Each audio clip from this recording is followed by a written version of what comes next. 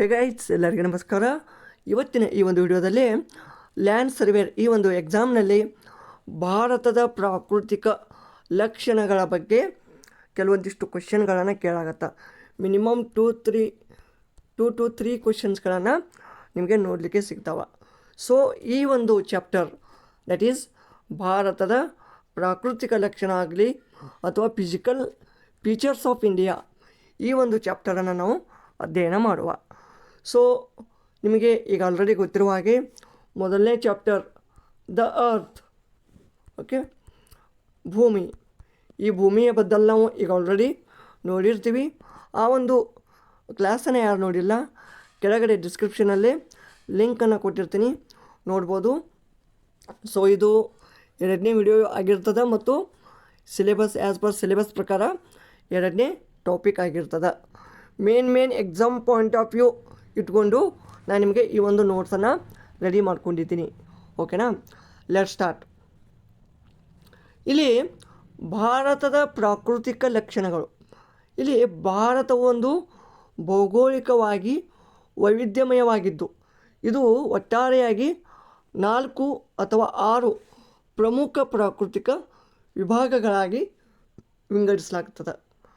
ನಾರ್ಮಲಾಗಿ ಇವು ಟೋಟಲ್ 6 ಬರ್ತವೆ. ಕೆಲವೊಂದು ಕಡೆ 4 ಅಂತ ಮೆನ್ಷನ್ ಮಾಡ್ತಾರೆ, ಕೆಲವೊಂದು ಕಡೆ 6 ಅಂತ ಮಾಡ್ತಾರೆ.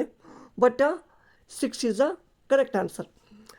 6 ಒಂದು ಪ್ರಮುಖ ಪ್ರಾಕೃತಿಕ ವಿಭಾಗಗಳನ್ನಾಗಿ ವಿಂಗಡಿಸಲಾಗ್ತದೆ.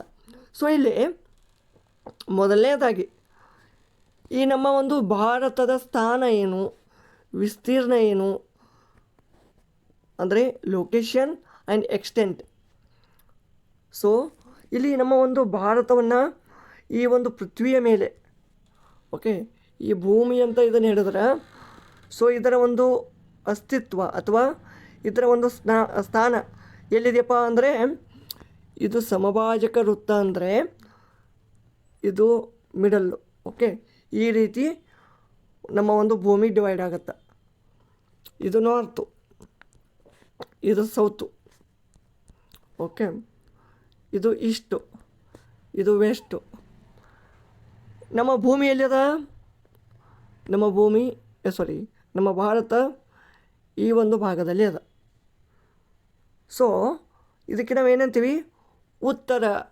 ನೋಡಿ, ಇದು ಉತ್ತರ ಪೂರ್ವ ಭಾಗದಲ್ಲಿದೆ, ಉತ್ತರ ಪೂರ್ವ ಅರ್ಧಗೋಳದಲ್ಲಿದೆ.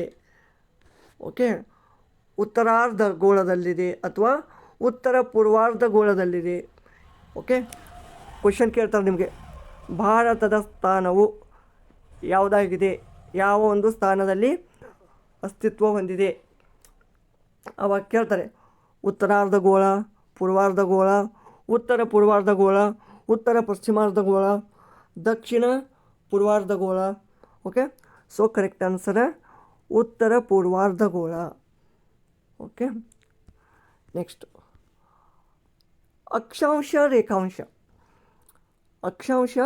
ರೇಖಾಂಶ. ಈಗ ನಮ್ಮ ಒಂದು ಭಾರತವನ್ನು ನೋಡಿದ್ರೆ, ಈಗ ನಾನು ರಫ್ ಆಗಿ ತೆಗಿತೀನಿ ನಿಮಗೆ.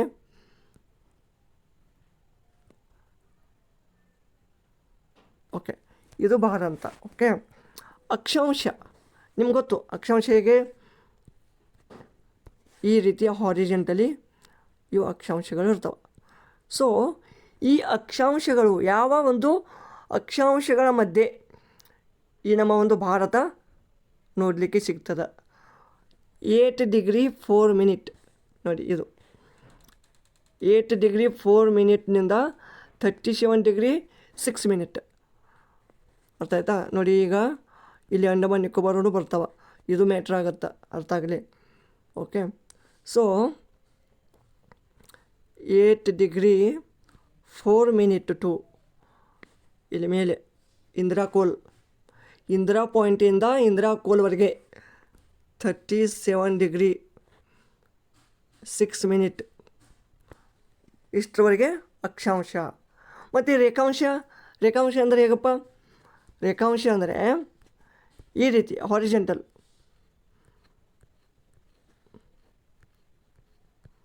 Okay, so vertical. ಇವು ಹಾರಿಜೆಂಟಲ್ಲು. ಸೊ ಈ ಒಂದು ರೇಖಾಂಶ ಇಲ್ಲಿ ಅತಿ ಯಾವುದದೆ, ಇಲ್ಲಿ ಗುಜರಾತ್ ಎಂಡ್ ಪಾಯಿಂಟ್ ಬರ್ತದೆ. ಇದು ಏನಾಗ್ತದೆ, ಇದು 68.7. ಇದು ಅರುಣಾಚಲ್ ಪ್ರದೇಶ್ ಕಿಬಿತು, ಇದು 97°25'. ಓಕೆ, ಇದು ಯಾವುದು 68°7'. ಇಷ್ಟು ಗೊತ್ತಿರಬೇಕು ನೋಡಿ ನಿಮಗೆ. ಅದು ಏನು, ಪೂರ್ವ ರೇಖಾಂಶ. ಇದು ನೋಡಿ 8°4' ದಿಂದ 37°6' ಉತ್ತರ ಅಕ್ಷಾಂಶ. ಇಲ್ಲಿ ದಕ್ಷಿಣ ಅಂತ ಕೊಟ್ಟರೆ ತಪ್ಪಾಗುತ್ತೆ ಅದು. ಓಕೆ, ಉತ್ತರ ಅಕ್ಷಾಂಶ ಕರೆಕ್ಟು. ಹಾಗೆ ಇಲ್ಲಿ ಪೂರ್ವ ಬೇಕು, ಪಶ್ಚಿಮ ಬರೋದಿಲ್ಲ. ಸೊ ಇದ್ರ ಮೇಲೆ ಗ್ಯಾರಂಟಿ ಒಂದು ಕ್ವೆಶನ್ ಕೇಳ್ತಾರೆ, ಅಕ್ಷಾಂಶ ರೇಖಾಂಶ ಮೇಲೆ. ಓಕೆ, ನೆಕ್ಸ್ಟು ವಿಸ್ತೀರ್ಣ. ಭಾರತದ ವಿಸ್ತೀರ್ಣ ಎಷ್ಟು, 32,87,863. ಇದು ಜಗತ್ತಿನ 7ನೇ ದೊಡ್ಡ ದೇಶ. ಜಗತ್ತಿನ ಒಟ್ಟು 2.4% 42 ಅಂದರೆ ಇಡೀ ಒಂದು ಪೃಥ್ವಿ ಅದ ಅಂದ್ರೆ, ಸೊ ಅದರಲ್ಲಿ 2.42% ತನ್ನ ಒಂದು ವ್ಯಾಪ್ತಿಯನ್ನು ಹೊಂದದ. ಓಕೆನಾ. ಜಗತ್ತಿನ 7ನೇ ದೇಶ ಅಂದ್ರೆ ಫಸ್ಟ್ ಯಾವುದಿದೆ, ರಷ್ಯಾ ಇದೆ. ಸೆಕೆಂಡ್ ಯಾವುದಿದೆ, ಕೆನಡಾ ಇದೆ. ಥರ್ಡ್ ಯಾವುದಿದೆ, Russia, Canada, China, USA. Okay, next USA ಆದಮೇಲೆ ಆಮೇಲೆ 6ನೇ ನಂಬರ್ ಆಸ್ಟ್ರೇಲಿಯಾ ಬರುತ್ತೆ.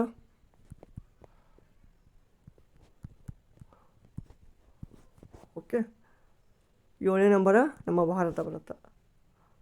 So Russia, Canada, China, USA ಬಂತು. 5ನೇ ನಂಬರ್ ಒಂದು ಬಂತಲ್ಲ. 5ನೇ ನಂಬರಲ್ಲಿ ಯಾವ ಒಂದು ದೇಶ ಇದೆ ಅದನ್ನು ಕಾಮೆಂಟ್ ಮಾಡಿ. ನೆಕ್ಸ್ಟ್ ಗಡಿಗಳು. ಈಗಾಗಲೇ ನಾನು ನಿಮಗೆ ಹೇಳಿದ ಹಾಗೆ ಈ ಒಂದು ಭಾರತ ನಕಾಶೆ ಇದಿದೆ ಅಂದರೆ, ಓಕೆ ರಫ್ ಆಗಿ, ತುತ್ತ ತುದಿ ಉತ್ತರ ಬಿಂದು ಇಂದಿರಾ ಕೋಲ್. ಇದು ಇಂದಿರಾ ಕೋಲ್. ಓಕೆ, ಇಂದಿರಾ ಕೋಲ್ ಇದು ಲಡಾಖಲ್ಲಿ ಬರ್ತದೆ.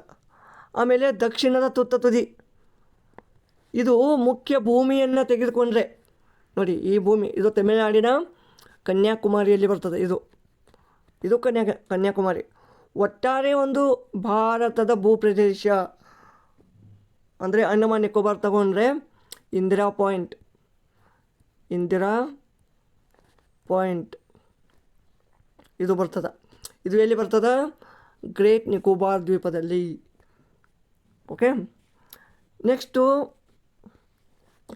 ಕರ್ಕಟಕ ಸಂಕ್ರಾಂತಿ ವೃತ್ತ. ಇದು ಒಂದೇ ಒಂದು ವೃತ್ತ ಅಥವಾ ಇದು ಒಂದೇ ಒಂದು ಏನಪ್ಪ, ಇದು traffic of cancer.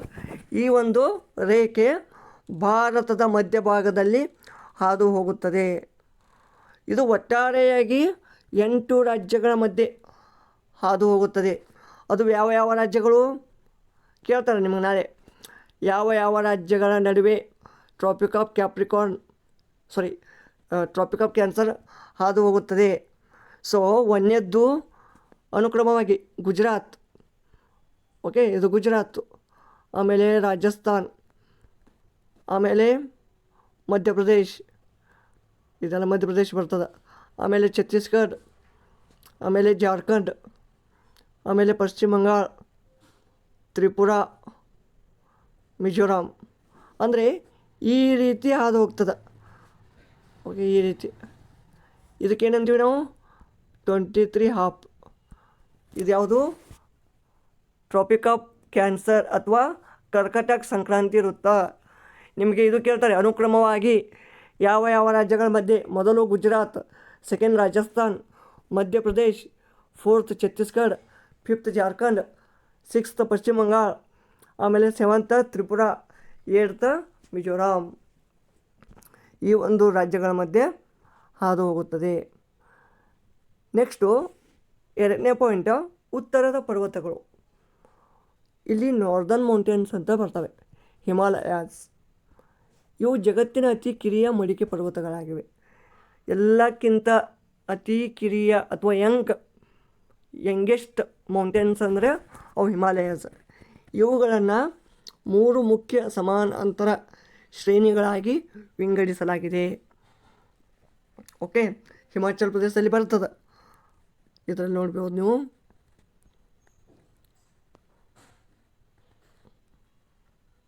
Okay, so ಮಹಾವಲಯ Himalaya ಅಥವಾ ಹಿಮಾದ್ರಿ ಅಥವಾ ಗ್ರೇಟರ್ ಹಿಮಾಲಯ ಅಂತ ಬರ್ತದೆ.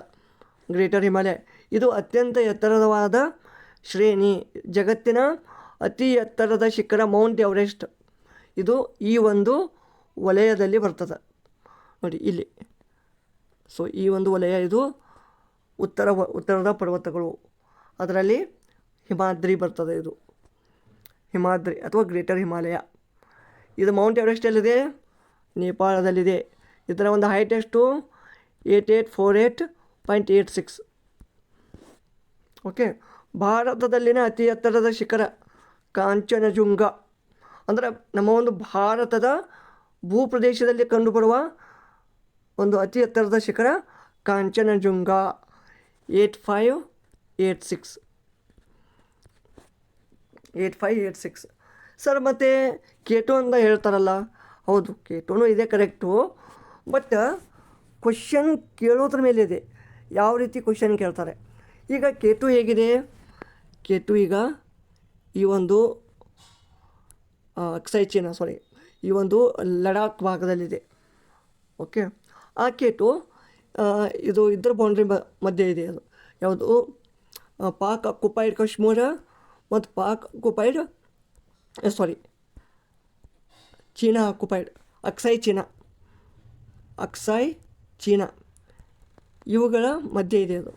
ಓಕೆ, ಹೀಗಾಗಿ ಇದು ಸ್ವಲ್ಪ ವಿವಾದದಲ್ಲಿದೆ. ಸೊ ಅದಕ್ಕೆ ಕೇಟು ಬತ್ತಂದ್ರೆ ಕೇಟು ಅಂತ ಹಾಕಿ, ಇಲ್ಲ ನಮ್ಮ ಭಾರತ ಭೂಮಿಯಲ್ಲಿನೇ ಅಂದ್ರೆ ಕರೆಕ್ಟಾಗಿ ಇರೋದಂದ್ರೆ ಅದು ಸಿಕ್ಕಿಮ್ದು ಕಾಂಚನಜುಂಗ. ನೆಕ್ಸ್ಟ್ ಮಧ್ಯ ಹಿಮಾಲಯ ಅದೇ ಅದ್ರ ತೆಳಗೆ ಬರ್ತದೆ. ಹಿಮಾಚಲ ಲೆಸರ್ ಹಿಮಾಲಯ ಇದು ಶಿಮ್ಲಾ, ಮನಾಲಿ, ಡಾರ್ಜಿಲಿಂಗ್ನಂಥ ಪ್ರಸಿದ್ಧ ಗಿರಿಧಾಮಗಳನ್ನು ಹೊಂದಿದೆ. ಪೀರ್ ಪಂಜಾಲ್, ಧೌಲಾಧರ್ ಪ್ರಮುಖ ಶ್ರೇಣಿಗಳು. ಇದು ಮೇಲ ಗ್ರೇಟರ್ ಹಿಮಾಲಯ, ಕೆಳಗಡೆ ಲೆಸರ್ ಹಿಮಾಲಯ ಅಥವಾ ಹಿಮಾಚಲ್. ಅಂದರೆ ಈಗಿನ ಒಂದು ಹಿಮಾಚಲ್ ಪ್ರದೇಶ ಇದೆಯಲ್ಲ ರಾಜ್ಯ, ಅಲ್ಲಿ ಈ ಒಂದು ಹಿಮಾಲಯ ಕಂಡು ಬರ್ತದೆ. ಆಮೇಲೆ ಶಿವಾಲಿಕ್ ಔಟರ್ ಹಿಮಾಲಯ ಅಂತಾರೆ. ಇದು ಹಿಮಾಲಯದ ಅತಿ ಕಿರಿಯ ಮತ್ತು ಕಡಿಮೆ ಎತ್ತರದ ಬೆಟ್ಟಗಳು. ಇಲ್ಲಿ ಡೂನ್ ಎಂಬ ಕಣಿವೆಗಳು ಕಂಡು ಬರ್ತವೆ. ಫಾರ್ ಎಕ್ಸಾಂಪಲ್ ಡೆಹ್ರಾಡೂನ್ ಯಾವುದಿದು? ಉತ್ತರಾಖಂಡದ ರಾಜಧಾನಿ. ಉತ್ತರಾಖಂಡದ ರಾಜಧಾನಿ ಅದು.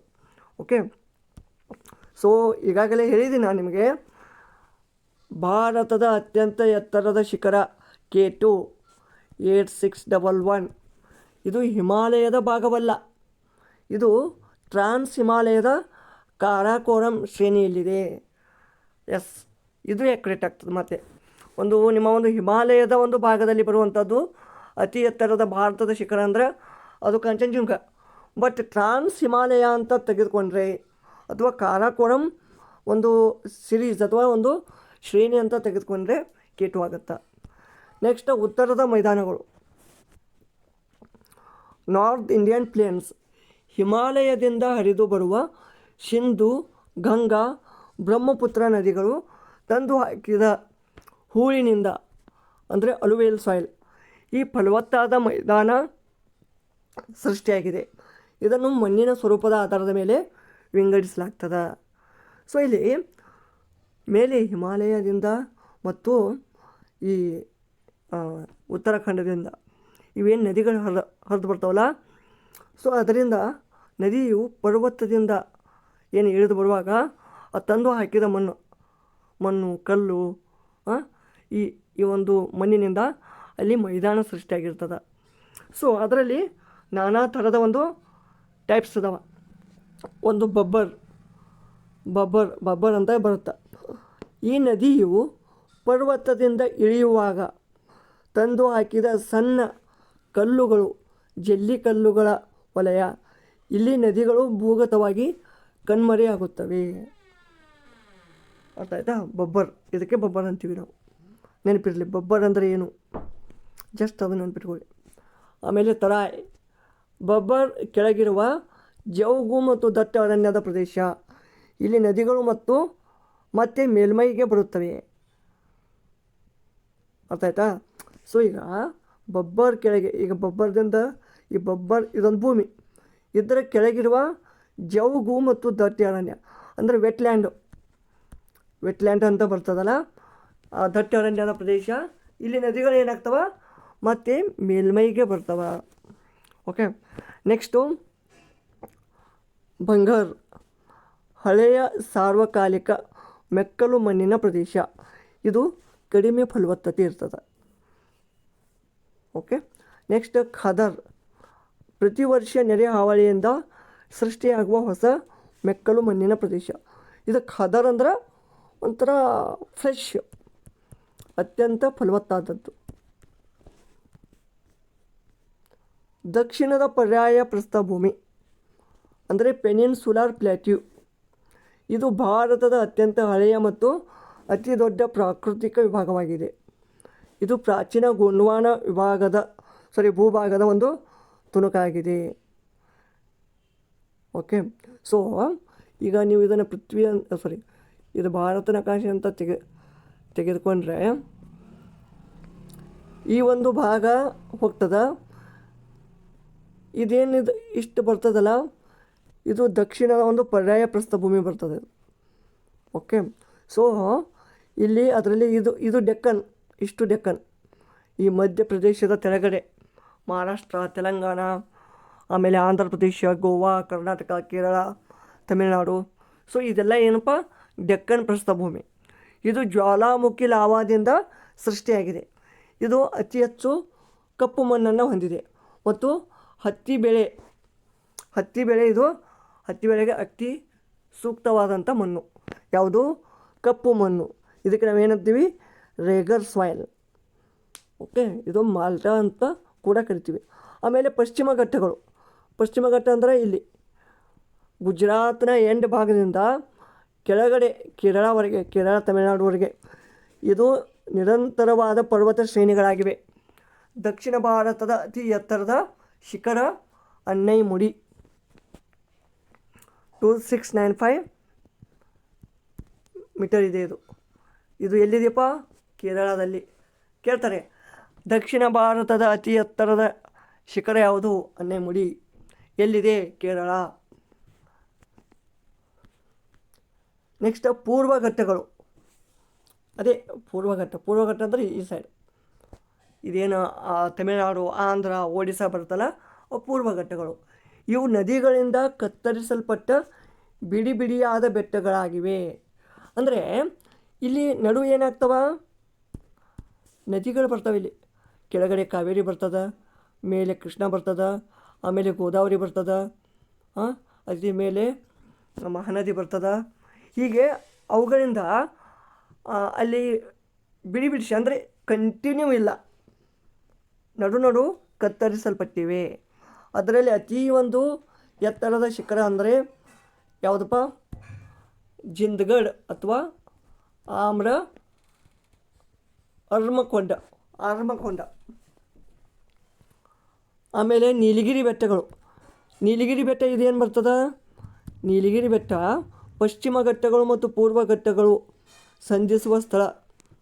ಓಕೆ, ನೋಡಿ ಇಲ್ಲಿ ಇದಿಷ್ಟು ಇದೇನಾಗ್ತವ, ಆ ಎರಡೂ ಒಂದಕ್ಕೊಂದು ಏನಲ್ಲಿ ಕೂಡುವ ಸ್ಥಳ ಇದೆಯಲ್ಲ, ಅದು ಅಲ್ಲಿ ನೀಲಗಿರಿ ಬೆಟ್ಟ ಅಂತೀವಿ ನಾವು. ನೀಲಗಿರಿ ಬೆಟ್ಟ ಇದು ಬರೋದು ತಮಿಳುನಾಡಿನಲ್ಲಿ, ತಮಿಳುನಾಡು. ಓಕೆ, ಸೊ ಇದರ ಒಂದು ಎತ್ತರದ ಶಿಖರ ಯಾವುದಪ್ಪ ಅಂದರೆ ದೊಡ್ಡ ಬೆಟ್ಟ ಎಲ್ಲಿದೆ, ಊಟಿ ಅಥವಾ ಉದಗಮಂಡಲಂ, ಊಟಿಯಲ್ಲಿ ಕಂಡುಬರ್ತದೆ. ನೆಕ್ಸ್ಟ್ ಕರಾವಳಿ ಮೈದಾನಗಳು. ಕರಾವಳಿ ಅಂದರೆ ಯಾವುದು? ಕೋಸ್ಟಲ್ ಪ್ಲೇನ್ಸ್ ಮತ್ತು ಐಲ್ಯಾಂಡ್ಸ್, ದ್ವೀಪ. ಇದು ಪಶ್ಚಿಮ ಕರಾವಳಿ ನೋಡಿ. ಇದು ಭಾರತ ನಕಾಶ, ಇದು ಅರೇಬಿಯನ್ ಸಿ, ಇದು ಬೇ ಆಫ್ ಬೆಂಗಾಲ್. ಈ ಒಂದು ಪಶ್ಚಿಮ ಕರಾವಳಿ ಅಂದರೆ ಈ ಗುಜರಾತಿನಿಂದ ಈ ಗುಜರಾತಿನಿಂದ ಕನ್ಯಾಕುಮಾರಿವರೆಗೆ ಹರಡಿದೆ. ಇದರ ಒಂದು ಭಾಗಗಳು ಏನೇನು ಬರ್ತಾವ? ಮಹಾರಾಷ್ಟ್ರ, ಗೋವಾ, ಇದಕ್ಕೆ ಕೊಂಕಣ ತೀರ ಅಂತೀವಿ. ಕರ್ನಾಟಕದ್ದು ಕೆನರಾ ಅಂತೀವಿ. ಕೇರಳದ್ದು ಮಲಬಾರ್ ಅಂತೀವಿ. ಅದೇ ರೀತಿ ಪೂರ್ವ ಕರಾವಳಿ, ಈ ಪೂರ್ವ ಕರಾವಳಿಯಲ್ಲಿ ಇದು ಅಗಲವಾಗಿದ್ದು ಇದು ಮುಖಜ ಭೂಮಿಗಳನ್ನು ಹೊಂದಿದೆ. ಯಾಕೆಂದರೆ ಇಲ್ಲಿ ಹಲವಾರು ನದಿಗಳಾದ ಕೃಷ್ಣೆ, ಕಾವೇರಿ, ಗೋದಾವರಿ, ಆಮೇಲೆ ಮಹಾನದಿ, ಸೊ ಇನ್ನಿತರ ನದಿಗಳು ಇಲ್ಲಿ ಏನಾಗ್ತವ? ಸಂಗಮಗೊಳ್ತವ. ಈ ಒಂದು ಬಂಗಾಳ ಉಪಸಾಗರದಲ್ಲಿ ಇವೆಲ್ಲ ಬಂದು ಕೂಡ್ತವ. ಸೊ ಇದರ ಒಂದು ತೀರಗಳನ್ನು ಏನಂತೀವಿ?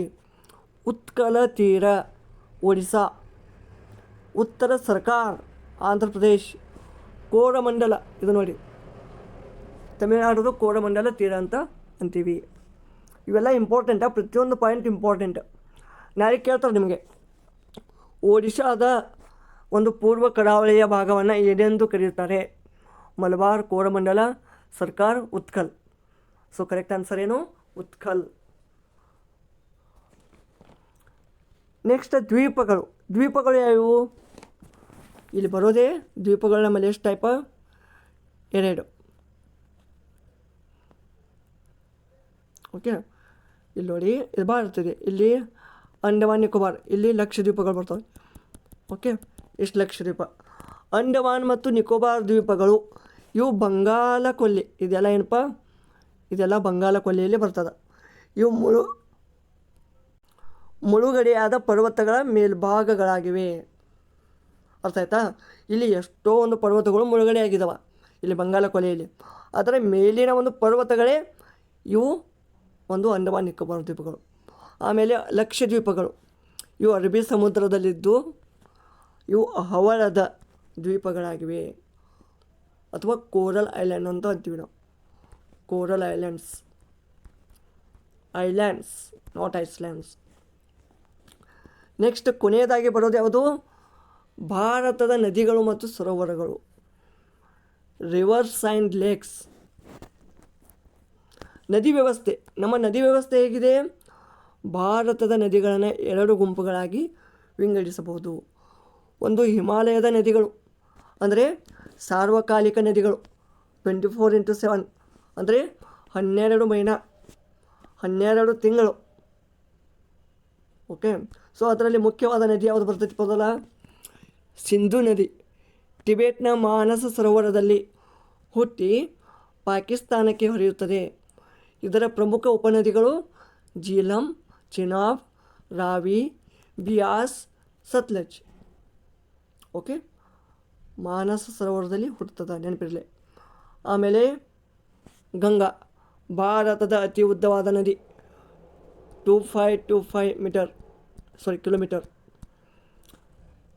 ಭಾಗೀರಥಿ ಮತ್ತು ಆಲಕ್ನಂದ ನದಿಗಳ ದೇವಪ್ರಯಾಗದಲ್ಲಿ ಸೇರಿ ಇದು ಗಂಗಾ ನದಿ ಆಗ್ತದೆ. ಗಂಗಾ ನದಿಯ ಅತಿ ದೊಡ್ಡ ಉಪನದಿ ಯಮುನಾ ನದಿ. ನೆಕ್ಸ್ಟು ಬ್ರಹ್ಮಪುತ್ರ, ಇದು ಟಿಬೆಟ್ನಲ್ಲಿ ಇದಕ್ಕೆ ಸಾಂಗ್ಪೋ ಅಂತ ಅಂತೀವಿ. ನಾಳೆ ಕೇಳ್ತಾರೆ, ಬ್ರಹ್ಮಪುತ್ರ ನದಿಯನ್ನು ಟಿಬೆಟ್ನಲ್ಲಿ ಏನೆಂದು ಕರೆಯುತ್ತಾರೆ? ಸಾಂಗ್ಪೋ. ಭಾರತದ ಅತಿ ದೊಡ್ಡ ನದಿ ದ್ವೀಪ ಮಾಜುಲಿ, ಇದು ಆಸಾಂ ರಾಜ್ಯದಲ್ಲಿ ಕಂಡುಬರ್ತದೆ. ಅಂದರೆ ಈ ಒಂದು ಬ್ರಹ್ಮಪುತ್ರ ನದಿಯಿಂದ ಇದು ದ್ವೀಪವಾಗಿ ಮಾರ್ಪಡಿಸಲ್ಪಟ್ಟಿದೆ.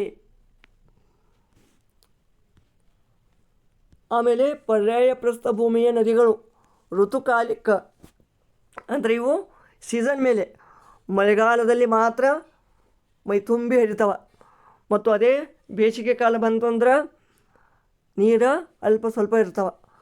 ಪೂರ್ವಕ್ಕೆ ಹರಿದು ಹೋಗುವ ಅಥವಾ ಬಂಗಾಳ ಕೊಲ್ಲಿಯನ್ನು ಸೇರುವ ನದಿಗಳು, ಅದರಲ್ಲಿ ಮಹಾನದಿ ಬರ್ತದೆ, ಗೋದಾವರಿ, ಗೋದಾವರಿಗೆ ಇನ್ನೊಂದು ಹೆಸರದ, ಅದಕ್ಕೆ ಅಂತಾರೆ ದಕ್ಷಿಣ ಗಂಗಾ ಅಥವಾ ವೃದ್ಧ ಗಂಗಾ. ಕೇಳ್ತಾರೆ ದಕ್ಷಿಣ ಭಾರತದ ಅಥವಾ ದಕ್ಷಿಣ ಗಂಗಾ ಅಂತ ಯಾವ ನದಿಗೆ ಕರೆಯುತ್ತಾರೆ, ಅಥವಾ ದಕ್ಷಿಣ ಗಂಗಾ ಅಥವಾ ವೃದ್ಧ ಗಂಗಾ. ಗೋದಾವರಿ ಇದು ದಕ್ಷಿಣದ ಅತಿ ಉದ್ದವಾದ ನದಿ. ಆಮೇಲೆ ಕೃಷ್ಣಾ ನದಿ, ಕಾವೇರಿ. ಇಲ್ಲಿ ನೋಡಿ, ಗೋದಾವರಿಯಲ್ಲಿ ಹುಟ್ಟುತ್ತದೆ. ಗೋದಾವರಿ ಹುಟ್ಟೋದು ಮಹಾರಾಷ್ಟ್ರದ ನಾಸಿಕ್ ಜಿಲ್ಲೆಯ ತ್ರಂಬಕೇಶ್ವರ.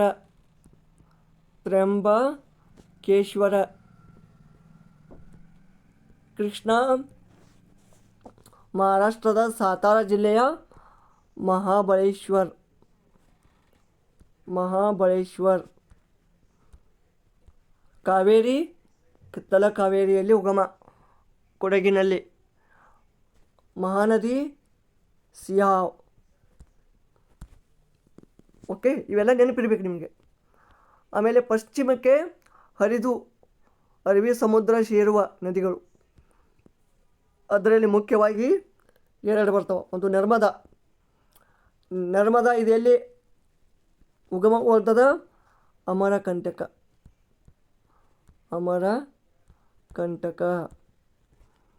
ಮತ್ತು ತಾಪಿ ಅಥವಾ ತಪತಿ, ಇವು ಸೀಳು ಕಣಿವೆ ಅಥವಾ ರಿಫ್ಟ್ ವ್ಯಾಲಿಯನ್ನು ಮಾಡ್ತಾವೆ. ಅಂದ್ರೆ ಈ ಸೀಳು ಕಣಿವೆಯ ಮಧ್ಯೆ ಏನಾಗ್ತವೆ, ಇವು ಹರಿತವ. ಮತ್ತು ಇವು ಮುಖಜ ಭೂಮಿಯನ್ನು ನಿರ್ಮಿಸದೆ ಇಶ್ಚುರಿ ಅಥವಾ ಖಾರಿಗಳನ್ನು ನಿರ್ಮಿಸುತ್ತವೆ. ಇದೇ ರೀತಿ ಕರ್ನಾಟಕದಲ್ಲಿ ಬರುವಂಥ ಶರಾವತಿ ಮತ್ತು ನೇತ್ರಾವತಿ ನದಿ ಕೂಡ ಪಶ್ಚಿಮಕ್ಕೆ ಹರಿದು ಹೋಗ್ತವ. ಓಕೆ, ಸೊ ನೆಕ್ಸ್ಟ್ ಪ್ರಮುಖ ಸರೋವರಗಳು. ಪ್ರಮುಖ ಸರೋವರ ಒಂದು ಚಿಲ್ಕ. ಇದು ಭಾರತದ ಅತಿ ದೊಡ್ಡ ಉಪ್ಪು ನೀರಿನ ಸರೋವರ ಅಥವಾ ಲಗೂನ್ ಅಂತ ಅಂತೀವಿ. ಒಡಿಸ್ಸಾದಲ್ಲಿ ಬರ್ತದೆ ಇದು. ಆಮೇಲೆ ಊಲಾರ್ ಸರೋವರ, ಇದು ಭಾರತದ ಅತಿ ದೊಡ್ಡ ಸಿಹಿ ನೀರಿನ ಸರೋವರ. ಓಕೆ, ನೆಕ್ಸ್ಟ್ ವೆಂಬನಾಡ್ ಸರೋವರ, ಭಾರತದ ಅತಿ ಉದ್ದವಾದ, ಹೀಗಿದೆ ಅದು, ಹೀಗೆ ಇದಕ್ಕೆ ಉದ್ದವಾದ ಸರೋವರ. ಇಲ್ಲಿ ನೆಹರು ಟ್ರೋಫಿ ದೋಣಿ ಸ್ಪರ್ಧೆ ಇಲ್ಲೇ ನಡೀತದೆ. ಕೇಳ್ತಾರೆ ನಾನು ನಿಮಗೆ, ನೆಹರು ಟ್ರೋಫಿ ದೋಣಿ ಈ ಒಂದು ಸ್ಪರ್ಧೆ ಎಲ್ಲಿ ನಡೀತದೆ, ಯಾವ ಒಂದು ಸರೋವರದಲ್ಲಿ. ಆಮೇಲೆ ಲೋನಾಕ್ ಅನ್ನೋಕ್ಕಿಂತ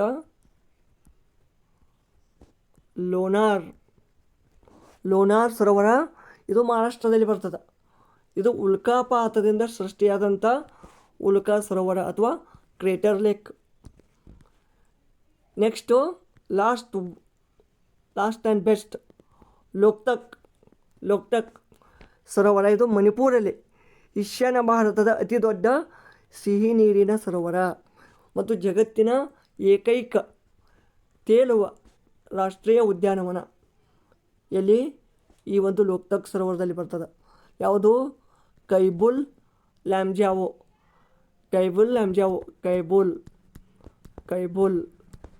ಓಕೆ, ಕೈಬುಲ್ ಲ್ಯಾಮ್ಜಾವೋ. ಓಕೆ, ಸೊ ಇದನ್ನು ಏನೇನು ಮಾಡೀನಿ ನೋಟ್ಸ್ ನಿಮ್ಗೆ ಆಲ್ಮೋಸ್ಟ್ ಆಲ್ ಇದರಿಂದ ಈ ಒಂದು ವಿಡಿಯೋದಿಂದನೇ ಮಿನಿಮಮ್ 2 ಕ್ವೆಶನ್ಸ್ ಬರ್ತಾವೆ ನಿಮ್ಗೆ. ಓಕೆ, ಇನ್ನು ಮುಂದಿನ ಒಂದು ಕ್ಲಾಸು, ಇನ್ನೊಂದು ಕ್ಲಾಸು, 2 ಕ್ಲಾಸಲ್ಲಿ ನಾನು ನಿಮಗೆ ಜಿಯೋಗ್ರಫಿ ಕಂಪ್ಲೀಟ್ ಮಾಡಿಕೊಡ್ತೀನಿ. ಓಕೆ, ಸೊ ಈ ಒಂದು ವಿಡಿಯೋ ಇಷ್ಟವಾದಲ್ಲಿ ಲೈಕ್ ಮಾಡಿ, ಕಾಮೆಂಟ್ ಮಾಡಿ. ಆಗ ನಿಮಗೆ ಏನೇ ಡೌಟ್ಸ್ ಇದ್ದರೂ ದಯವಿಟ್ಟು ಕಾಮೆಂಟಲ್ಲಿ ತಿಳಿಸಿ ಅಂತ ಹೇಳ್ತಾ ಧನ್ಯವಾದಗಳು.